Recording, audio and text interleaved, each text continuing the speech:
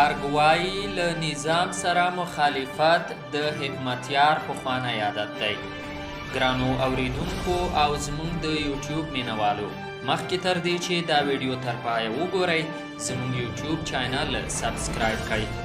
د حزب اسلامي د ګوند مشر ګلبدین حکمتیار د خبرو چې ویلي دي طالبان اوسنی حکومت ته مضر دي او اوسنی حکومت نه مني او د افغان ستونزې د حل یوازینۍ لار د موقت حکومت جوړول دي، د حکومت له سخت غبرګون سره مخ شو. د ولسمشر ویان صدیق صدیقي وایي حکمتیار د نظام پر خلاف له پارونکو څرګندونو پرته خلکو ته بل پیغام نه لري. نوموړي پر خپل ټویټر د حکمتیار څرګندونو ته غبرګون کې لیکلي افغان حکومت د بیان او سیاسي ازادۍ ته ژمن دی او حکمتیار په تیرو 4 لسیزو کې د نظام د مخالفت او پارونکو څرګندونو پرته خلکو ته بل هیڅ پیغام نه دی ورکړی. نوموړي زیاته کړې چې خلک یې اوس له خبرو سره عادي او د خبرو پر وړاندې یې بې تفاوته دي.